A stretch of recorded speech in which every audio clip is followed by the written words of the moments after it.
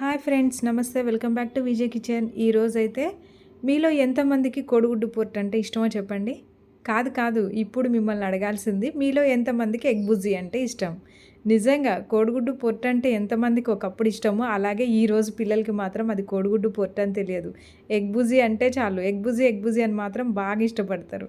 ఇంకా దీన్నైతే ఎక్కువగా అయితే చపాతీలోకి తింటాం. కానీ ఒకప్పటి నుండి అయితే మేమైతే దీన్ని రైస్లోకే తినేవాళ్ళం. ఇంకా కోడిగుడ్డు పొట్టు అయితే నిజంగా చెప్పాలంటే వేడి వేడి అన్నంలోకి మామూలుగా ఉండదు, కడుపు నిండా తినేసేయచ్చు. కానీ నేను ఇక్కడైతే ఇంకా ఎగ్ బుజియే చేస్తున్నాను. ముందుగా అయితే ఇంకా ఉల్లిపాయలు కట్ చేయడం అయిపోయింది. ఇంకా కళాయి పెట్టేసుకుంటున్నాను. ఇంకా స్టవ్ వెలిగించి కళాయి పెట్టి ఇందులోకి అయితే కొద్దిగా ఆయిల్ అయితే ఎక్కువే పడుతుంది. ఇంక ఇలా 2 గంటల ఆయిల్ వేసేసుకొని ఇంకా పోపు దినుసులన్నీ రెడీ చేసుకున్నాను. పోపు ఎంత గట్టిగా వేసుకుంటే టేస్ట్ మాత్రం అంత బాగుంటుంది. ఇంక ఇందులోకి పచ్చనిపప్పు, మినపప్పు, అలాగే జీలకర్ర, ఆవాలు అన్నీ వేసుకొని ఒక్కొక్కటి వేగుతుంటే భలే వస్తుందండి వాసన, సువాసన సూపర్గా ఉందన్నమాట. ఇంక ఇందులోకి మెయిన్ ఇంగ్రీడియంట్ వచ్చి నేనైతే కరివేపాకు వేసుకుంటాను. ఇప్పుడు మాత్రం కరివేపాకుని సన్నగా తరిగాను అనమాట. ఇలా సన్నగా తరిగేసి కరివేపాకు వేస్తే అందరికీ వచ్చేస్తుంది. ఇంకా ఇప్పుడైతే ఉల్లిపాయలు వేసేసుకుంటున్నాను. చాలా ఈజీ ప్రాసెస్, తెలియని వాళ్ళు కూడా చాలా చాలా ఈజీగా చేసేయచ్చు. టేస్ట్ మాత్రం డబల్ అండి. 100%కి 100%. చూస్తారు కదా మీరు కర్రీ ఎంత బాగుంటుందో. దీనికైతే ఉల్లిపాయలు బ్రౌన్ కలర్ రావాలి అని మాత్రం లేదండి.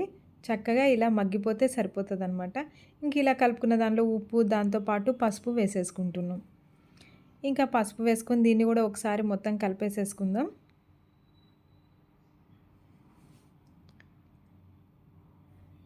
ఇంక ఇప్పుడైతే దీనిని ఇలాగే ఒక 5 మినిట్స్ వరకు మగ్గించుకుందాం.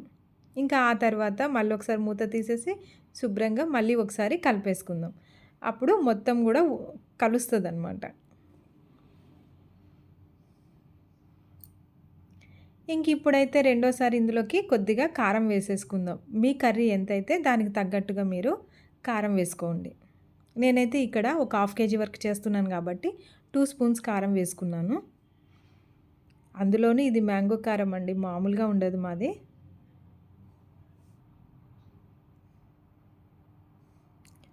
మళ్ళీ ఇది కూడా ఒక 2-3 నిమిషాలు మగ్గే వరకు ఉంచుకుందాం.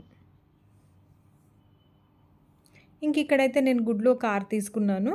ఇంకా 6 కొట్టేసి రెడీ చేసుకున్నా. దీన్ని మాత్రం మజ్జిగ కవ్వంతో చక్కగా చిలికేసాను అనమాట. ఇంకా అప్పుడు మొత్తం కలిసిపోయి బాగుంటుంది. ఇంక ఇప్పుడు మన కర్రీ అయితే సగం అయిపోయిందండి, ఉడికిపోయింది. చూసారా ఆయిల్ ఎలా పైకి తేలిందో. ఇంక ఇప్పుడు ఈ క్రీమ్ మొత్తం వేసేస్తుంటే అసలు చూస్తుంటే మామూలుగా లేదు, అద్దిరిపోయిందనమాట. బూజీకి ఎగ్స్ తక్కువ వేసుకున్నారనుకోండి ఉల్లిపాయగా ఉంటుందన్నమాట. అది రైస్ అయితే తీసుకోగలుగుతుంది, సరిపోతుంది, తినగలుగుతాం. కానీ ఈ చపాతీకి మాత్రం అలా కాదు. నేనైతే ఇప్పుడు ఎగ్ బూజియే చేస్తున్నాను. ఇది చపాతీలోకి మాత్రమే చేస్తున్నాను కాబట్టి నేనైతే కొద్దిగా ఎక్కువ వేసుకున్నాను. అవసరమైతే చూస్తానండి, లాస్ట్కి కూడా ఇంకొక ఎగ్ కావాలనుకుంటే కూడా వేసుకుంటాను.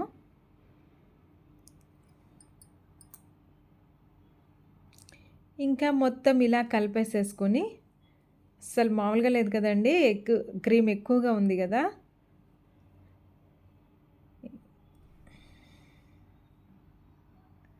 ఇంక ఇప్పుడు దీనిని కూడా ఒక 5 మినిట్స్ వరకు ఉడికించుకుందాం. ఇంకా చూడండి ఇలా ఒక 5 మినిట్స్లో ఇలా ఉడికిపోతుందనమాట. ఇంకా దీన్ని కూడా ఒకసారి మొత్తం కలిపేసుకోవాలి. ఇంకా మీరు ఉప్పు చూసుకోవాలన్నా కూడా ఇప్పుడే చూసుకోవచ్చండి. ఇప్పుడు ఉప్పు చూసేసుకొని తగ్గిందా లేదు, ఉప్పు కానీ కారం కానీ 2 ఏదైనా సరే వేసుకోవచ్చు. కానీ నాకైతే 2 పక్కాగా ఉంటాయి అనుకుంటున్నాను.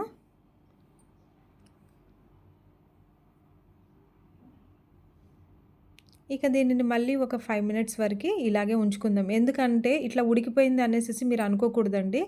ఉడికిపోయినా సరే ఇంకొక 5 నిమిషాలైనా, అది గుడ్డు కాబట్టి కొంచెం అరుగుదల తక్కువ కాబట్టి దీన్ని ఇంకొంచెం ఉడికించుకోవాలి. అప్పుడే ఆరోగ్యానికి కూడా మంచిదన్నమాట. ఇంకో 1 మినిట్ ఉడికించేసుకొని ఇంకా స్టవ్ ఆఫ్ చేసుకోవడమే. చూసారుగా సూపర్గా వచ్చిందండి. ఆహా, అద్దిరిపోయిందనమాట. హాయ్ ఫ్రెండ్స్, ఇంక ఇప్పుడైతే టేస్ట్ చూసేస్తాను. ఇంకా చపాతీలోకి తినట్లేదు కానీ నేనైతే ఇలా మామూలుగా తినేస్తున్నాను. నిజంగా చెప్పాలంటే ఇది ఇలా కూడా తినేసేయచ్చు అనమాట. చాలా చాలా బాగుంటుంది. సూపర్. సూపర్ అంటే సూపర్ అండి. 100% నిజంగా బ్యాచిలర్స్ ఏంటి, వంట రాని వాళ్ళేంటి, కొత్తగా పెళ్ళైన వాళ్ళేంటి, ఎవ్వరైనా సరే చక్కగా ఈ రోజుల్లో అందరూ చపాతీ ఎక్కువ తింటున్నారు కాబట్టి ఇలా చేసేసుకోండి. చపాతీలోకి, రైస్‌లోకి సూపర్‌గా ఉంటది. మరి మా ఈ వీడియో మీకు నచ్చినట్లయితే లైక్ చేయండి, షేర్ చేయండి, సబ్స్క్రైబ్ చేయండి. కొత్త వాళ్ళు తప్పకుండా సబ్స్క్రైబ్ చేయడం మర్చిపోవద్దు. Thank you for watching. Please subscribe.